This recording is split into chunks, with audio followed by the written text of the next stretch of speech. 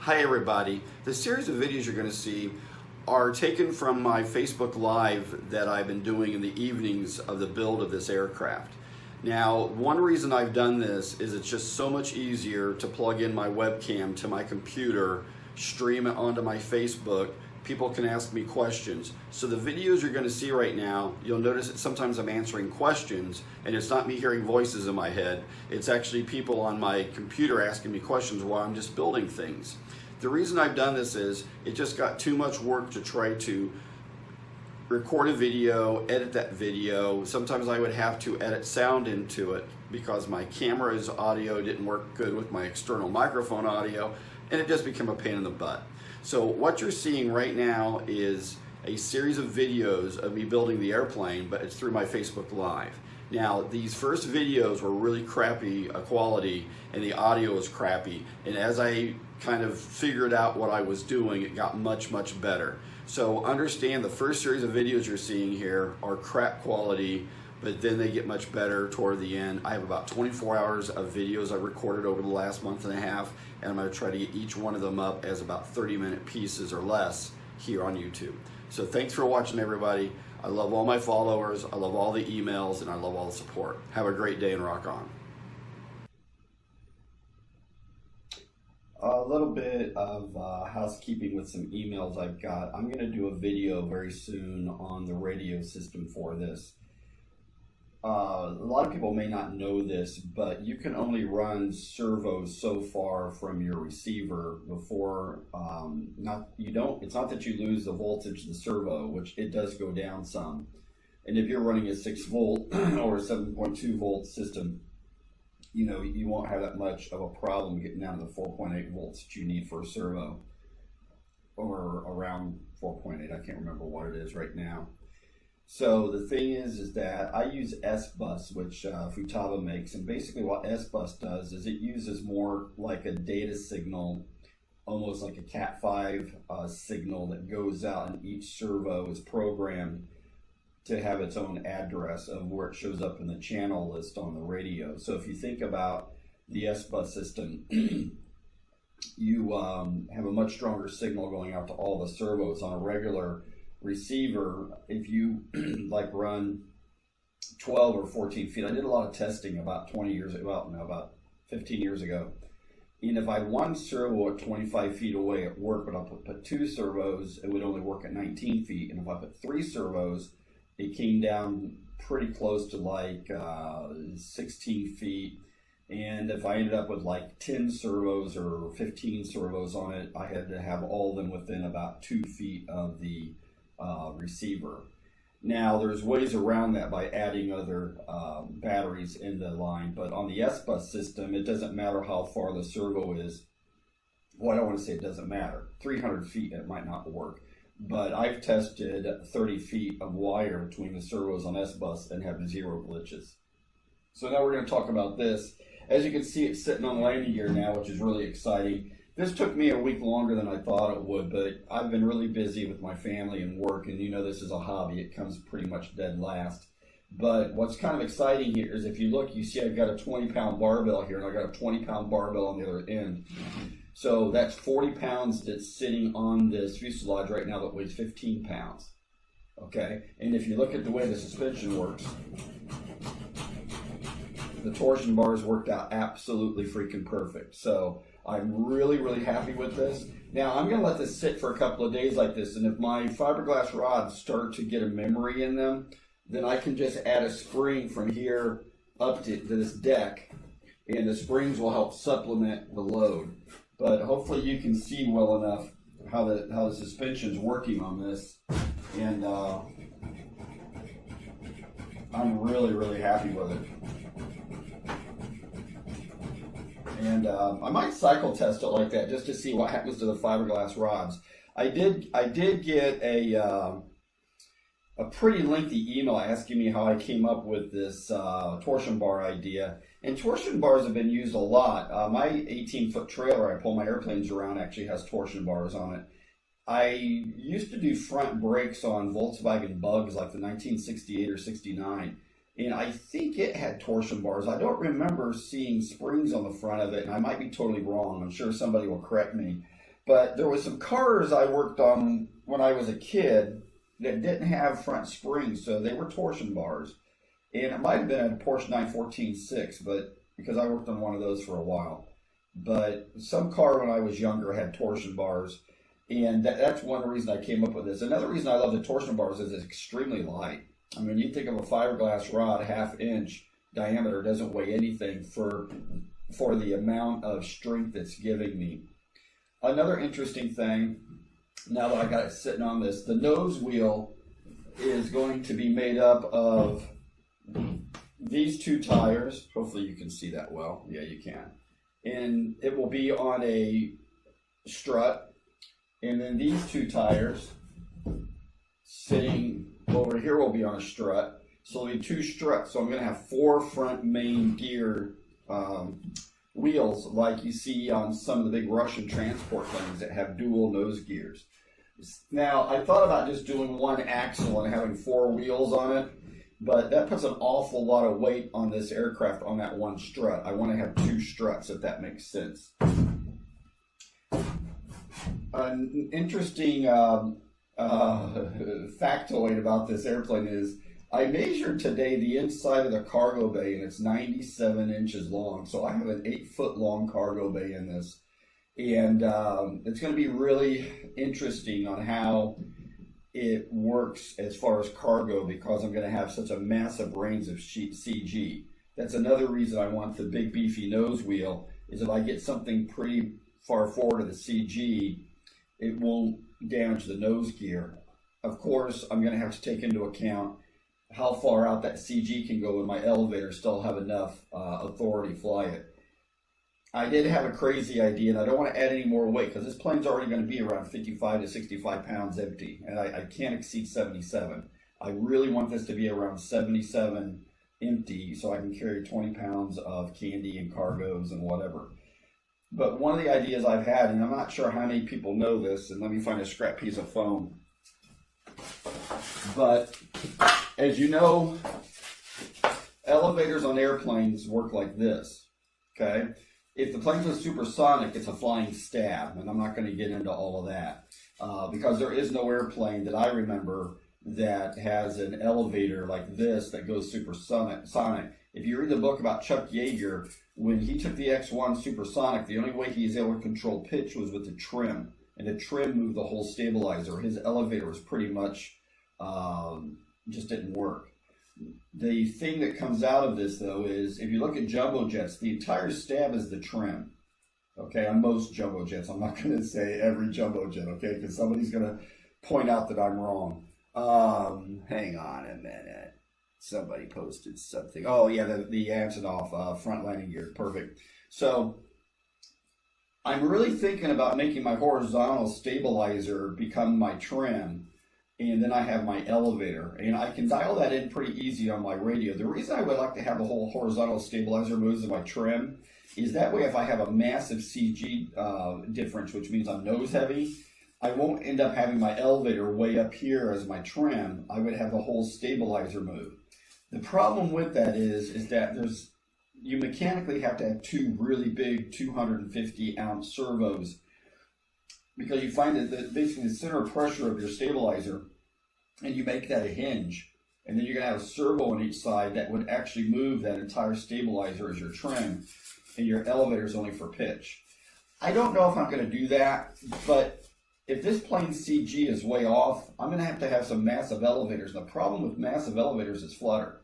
You know, I counterbalance, I aerodynamically balance, I mechanically balance all my aerodynamic surfaces. If you look at the MSL-1, the ailerons, elevator, and rudder were all mechanically balanced. The MSL-2, the horizontal stabilizer, vertical stabilizers are. The aileron should be, I just never got around to it, but I haven't had flutter, but that plane max speed is 55 miles an hour. But I don't know yet, but I may have an actual working horizontal stabilizer.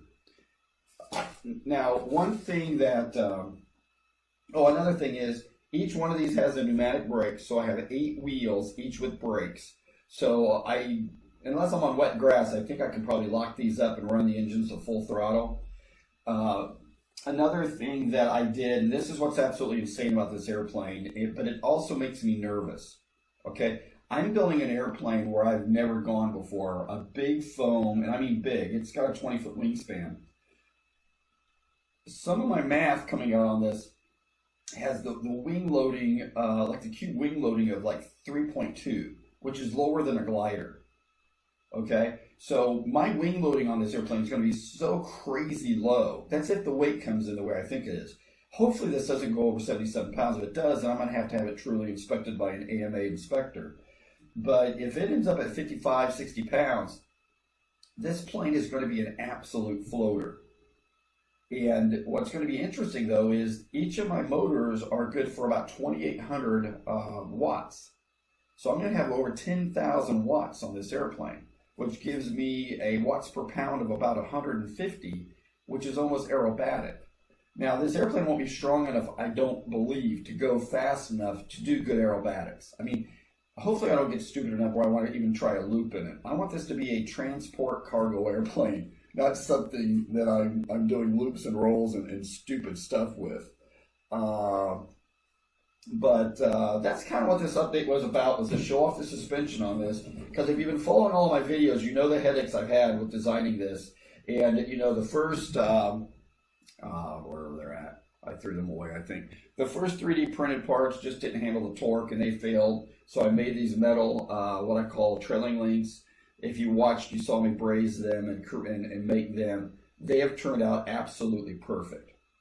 And hopefully after about a week of sitting with these two 20-pound weights, there's a, you know, as I said, a 20-pound here and a 20-pound on the other side, these don't sag. And if they do, I'm going to have to add springs. But I'm trying to think if there's anything else I wanted to cover. I will be doing that video, like I said, on the radio system for this, because from the receiver to the aileron servos is 18 feet or 16 feet.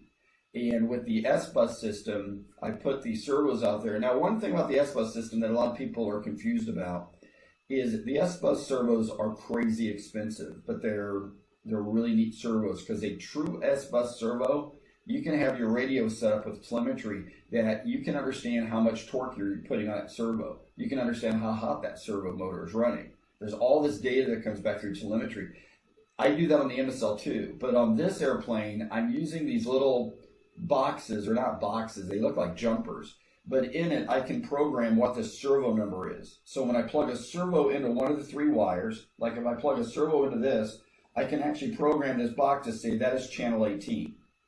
I can program this to be channel 18 and this one. So that way I've got 3 servos, and let's say those are on my flaps that are all channel 18, but they can be 20 feet from the receiver and have no dropout of the data that operates them, so I have no glitchiness. Another neat thing about the S-Bus system is if I want to put a jumper on this third leg here and just put a battery on a switch out in the wing, that battery is helping supplement all the voltage within the aircraft. So I'm going to do a pretty extensive video on the S-Bus system, and hopefully that works. I see somebody say hydraulic shocks. You know, I just haven't had the time. But there's a lot of RC car shocks out there that would probably work absolutely perfect right here, because it would be a true shock, which is dampened, but it also would have a spring on it to help augment the torsion bars. I just haven't had the time to measure, you know, basically I'm going to need a 4-inch, probably a 3.5-inch shock from mount to mount, and the stroke on it would need to be probably 1 inch. So, you know, to find that, and I would need 4 of them. So I may still end up doing that. The bungee would work fine, because basically if you take a bungee from here to this foam and you pull these 2 points together, it's going to lift, it's going to take the load off the torsion bars. But so far it's at 24 hours on this. Well, not 24. I was up until midnight last night getting this part done. So it sat on these weights since midnight last night, and it hasn't sagged any yet. Fingers crossed. Another weak link that I've got to just keep in the back of my mind, if I smash this into the ground really hard, I might break one of the bolts that actually go through the, I have a 440 going through the fiberglass rod that's stabilizing the trailing link here. The reason I did that was I do want it to shear off before I rip the mounts for the torsion bars out of the bottom of the fuselage. So if I had a stupid bad landing, which we all have those once in a while, I don't want to twist everything up from underneath the airplane. I haven't done any torque test. I don't know if that is the weakest link, but I know from when I was doing, if you watch my videos last year where I was trying to pull 440s apart on propeller hubs I was making, and if you remember a year or two ago, a troll came on my YouTube and he said, bolts will never hold propellers to hubs and it's dangerous and you're crazy. And if you watch the video, I ran the props up to 9,000 RPM. Keep in mind, nominal was 5,500 RPM for that airplane. And at 9,000 RPM, it didn't even come close to doing anything except elongating the holes in the carbon fiber props. And then if you remember right, I made that test stand where I took a hydraulic 2-ton floor jack and pulled the 440s apart, and they do shear. Okay, and the thing is when you've got metal against it and not carbon fiber can go, but the metal against it, I think it will shear a lot less. But I just have no idea. I'm not going to test any of that. Keep in mind, this is a Frankenstein airplane. I mean, that's all it is. It's going to have leading edge slats. It's going to have the optical flaps. It's going to fly off spoilers on the wings. If you're a fan of the MU-2 or the B-52, there's several airplanes out there that use spoilers, and some use spoilers to augment very small ailerons. I'm still going to have small ailerons, but I'm going to have the spoilers augmenting that. There's going to be 3 different types of, I'm trying to remember the word. Inside the fuselage, I'm going to have quick releases so that there's 3 different, basically, track systems in there. One track will be designed with channels so the cargo can slide right out the back like a C-130, because you have to have something to hold it around inside the back of the fuselage, because model airplanes pull negative G's just by hitting turbulence or me going to put the nose down for a dive. The plane will pull a negative G. You don't want your cargo turning sideways or bouncing around it. So it'll be the track system for that. There'll be another track system that will be designed with basically 3 tracks. And my idea there is if I had 100 G.I. Joes in here, each G.I. Joe would be in 3 rows of tracks.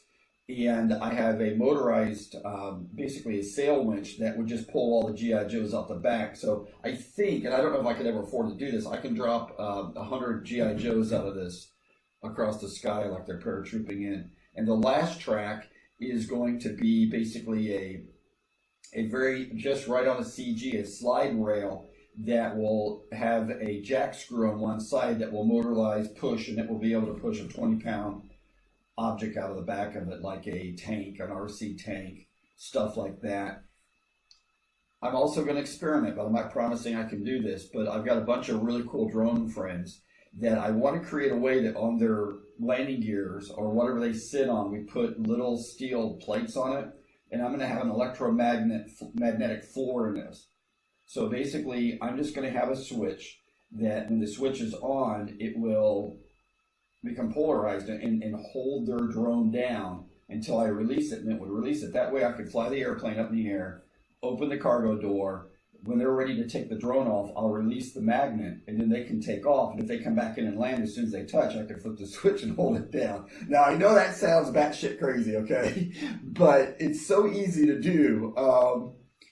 And if I just find the time, that might be when I'm at Seth, I'm finishing some of those things. This airplane will be done by the middle of January, unless something really drastic in my life throws me completely off track, because by the end of this weekend, I'm going to have the nose gear on it and done.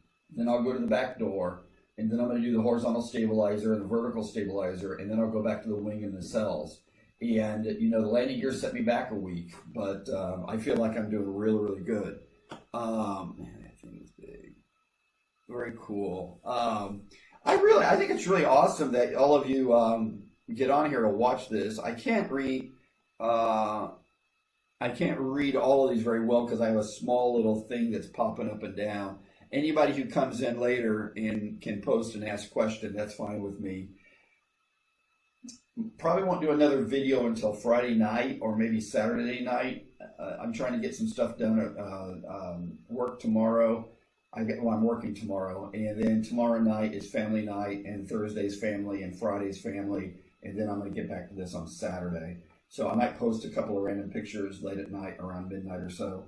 But I'm really excited, everybody. This landing gear really turned out neat. And if you just come on here, if you haven't been following, this is my landing gear on the torsion bar system. Now, there is a little part of me that hates doing this on live because if these landing gears collapsed right now, it'd be really embarrassing. But I've bounced the crap out of this thing so far, and it turned out perfect. I tell you, I've never been more excited about where some of my designs are working out right now, and all the years of failures have really paid off. So thanks for watching my videos. Keep the emails coming. I'm trying to answer all the emails. It's interesting because some of the emails I'm getting right now are getting into really deep design stuff, and I'm going to address those. I already answered the people, but they want me to do videos. I'll get in deeper on some of the design stuff. It's just hard when I'm doing a live video to show examples of stuff. I'm trying to figure that out. I still don't know how to do it from my computer, which is supposed to be able to do all of that. So thanks for watching, everybody. Have a wonderful night. Have a wonderful Thanksgiving, and see y'all later. Take care. Bye.